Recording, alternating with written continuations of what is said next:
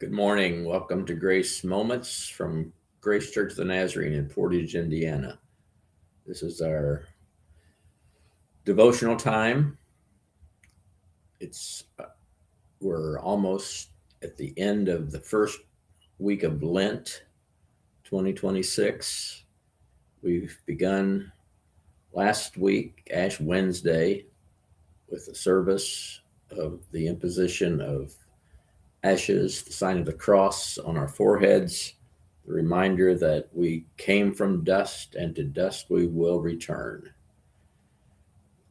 Part of the Lenten season traditionally has been fasting, and Isaiah, the prophet of the Old Testament, talks about the kind of fasting that God chooses in the 58th chapter, and it's been on our Ash Wednesday service program for several years. And this year I'm encouraging us to read verses 6 to 14 every day during the Lenten season.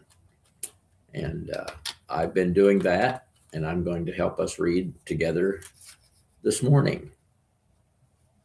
Fasting, the kind of fasting God desires. Verse 6, Isaiah 58. This is the word of the Lord. Is not this the kind of fasting I have chosen? To loose the chains of injustice and untie the cords of the yoke, to set the oppressed free and break every yoke? Is it not to share your food with the hungry and to provide the poor wanderer with shelter? When you see the naked, to clothe him and not to turn away from your own flesh and blood? Then your light will break forth like the dawn, and your healing will quickly appear. Then your righteousness will go before you, and the glory of the Lord will be your rear guard. Then you will call, and the Lord will answer. You will cry for help, and he will say, Here am I. If you do away with the yoke of oppression, with the pointing finger and malicious talk, and if you spend yourselves in behalf of the hungry and satisfy the needs of the oppressed, then your light will rise in the darkness, and your night will become like the noonday. The Lord will guide you always. He will satisfy your needs in a sun-scorched land and will strengthen your frame. You will be like a well-watered garden, like a spring whose waters never fail. Your people will rebuild the ancient ruins and will raise up the age-old foundations. You will be called repairer of broken walls, restorer of streets with dwellings.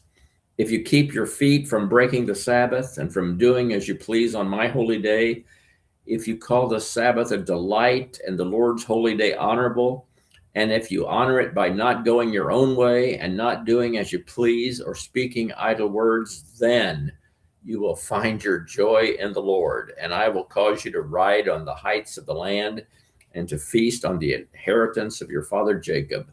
The mouth of the Lord has spoken. Aren't you glad we have a God who speaks and who's given us ears to hear his voice? What a wonderful picture of a Lenten season. It's not about doing without, it's sharing with those around us. It reminds me of Matthew chapter 25, where Jesus talks about the last day when he will sit on his throne, the holy angels of heaven around him, and before him, all the peoples of the nations. Right now, that would be 7.5 billion people. That will be a big audience. And he will separate the sheep from the goats, not because of what they believed, but what we did. Feed the hungry, clothe the naked, visit the imprisoned, care for others. That's a great picture, isn't it? And Isaiah prophesies that here in chapter 58. So join us in reading each day Isaiah 58. You could read the whole chapter, but verses 6 to 14 is the one that is the printed one. Thank you for sharing that. Well, tomorrow at 9:30, Our Ladies Ruth Circle Bible Study and Prayer Group meets in the building I'm sitting in, the Family Life Center, the back of our property, 5360 Clem Road, 9:30. there'll be a continental breakfast, and then they're gathering. And then tomorrow evening at 6:30, we'll gather in that room as well, the Hearth Room Family Life Center, for midweek service. And it will either be House of David, Season 1, Episode 1, or it will be a summation of The Chosen that we've been watching for many months. And we're not sure what that's going to be yet, but it'll be something. And we'd love for you to be with us during this time tomorrow night, 6:30. Wonderful alabaster offering on Sunday, $650 was the beginning. And you can still bring your offering for World Mission Buildings and Properties through the auspices of the Church of the Nazarene this Sunday. And I believe we'll go over $1,000 as we typically do. Tomorrow night, 7 o'clock, Sanctuary Choir, 7:30, Sanctuary Choir, rehearsing for Sunday services and for our Easter musical, which will take place on Easter Resurrection Celebration, April 5. And choir members, we need you to join us. Did I say intercessory prayer tomorrow at noon?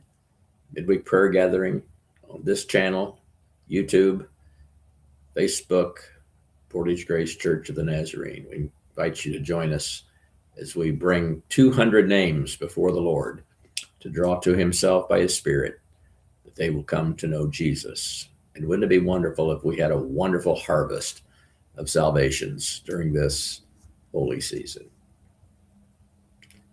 Sunday, second Sunday in Lent, we'll be looking at John 3, the conversation between Jesus and a religious leader of his day by the name of Nicodemus. Someone called it Nick at Night, visit that the leader had with Jesus. And Sunday night will be our monthly evening service at 6, and we encourage you to be with us. We'll have some special music and a message that I think will be recorded, and looking forward to that. And we'll share more about that tomorrow and Sunday morning. Then we'll have a soup supper after the service in the Family Life Center here. And if you haven't contacted the ladies, they'd love to hear from you about what to bring Sunday night. Have a great Tuesday. The sun is shining, the snow will be melting, and warmer temperatures are on the horizon. Thanks for joining us. Don't hesitate to share this with someone. Let us know you're watching. God bless. Have a great day. Bye-bye.